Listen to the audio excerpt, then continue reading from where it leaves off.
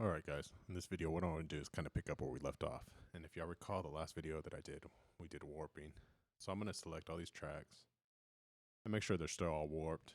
We got them all warped, all 17 clips on complex. So with them being warped, we could use this tempo right here to change the tempo. I can bring it up, slow it down, and it's all going to stay together.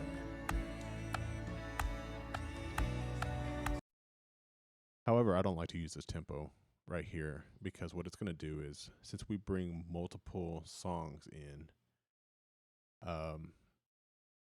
it's going to set this tempo for all the songs. And we don't want 68 to be the tempo for all the songs because one of them might be a fast song, one of them might be a slow song.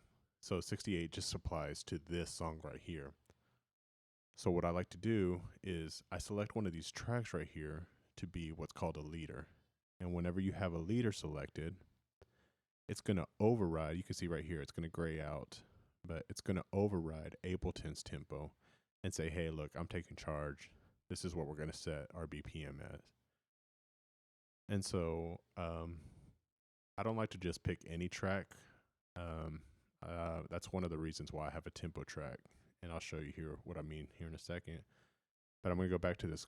If y'all recall, going to this template I set up, cornerstone.als. And I'm going to bring in all these markers all the way down to ProPresenter. And I'm going to take them to the very top. And now we kind of see the form factor that I have set up for the other songs taking shape. And so what I'm going to do is go ahead and bring everything to its right spot. So I have guide down here. I'm going to bring guide right up here, make sure it's in the right spot. I'm going to delete that track it was on. I'm going to bring this click track up to where it needs to go. Delete the track it was on. All right. So, like I said, I want tempo. This track right here, I'm going to set up a track here, and that's going to be what we call the leader or the master track, the master tempo track. And so to make a master tempo track, I'm going to bring in this tempo right here on that same template. It says tempo.aif. I'm going to bring it in at the very beginning. And I'm going to bring another one in. And there might be an easier way to do this. This is just the way I do it. I'm going to bring another one in at the back to where the song ends. Because we want this to take up the whole time of the song. We don't want the tempo to change at all. So what I'm going to do is select, hold shift down. I'm going to select this last one. I'm going to hold shift and select the beginning. Then we're going to do something called edit consolidate. And what it's going to do when we consolidate is we're going to make it one continuous track. So it knows, okay, this whole time I'm going to be warped at this tempo. So if I hit this right now, I'm actually going to hit it for now, but I'm going to stop. I'm going to cancel it because this Mac Mini I'm running is extremely slow. So it's going to take a while, and I'm not going to take the time. So anyway, go through the process and give you one long track. And I made one ahead of time just to show y'all. So I'm going to delete these out of here.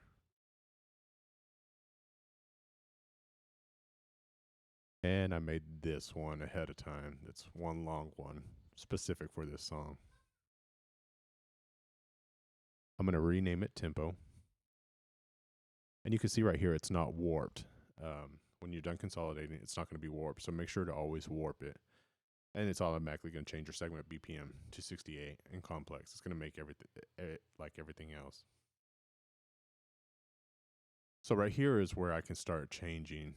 I want to turn it to a leader. So before I do that, see right here, I can still change the tempo. But as soon as I hit this follower and it changes to leader, I can no longer change this tempo. Now it's saying, look, I'm in charge here. This is the tempo we're going to keep this in. And so from here, if I play it, it's at 68. Now if I want to change it, I can come into this segment BPM, and it's not going to change right away. That's because you've got to deselect this leader, and then you click it again to turn it back on.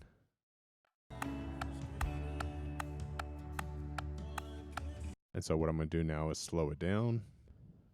I'm going to hit leader. So followers now there. I want to turn it back to a leader. And now it's going to change. You can see right here, 36 BPM. Take it back up to 68. Hit it twice. And now we're back at our original tempo. Chorus. And like I said, I like this right here. That way I know I have all our set lists. All my tempos are at the top. So if I want to speed it up or slow it down in any way, I can quickly select that and change the tempo.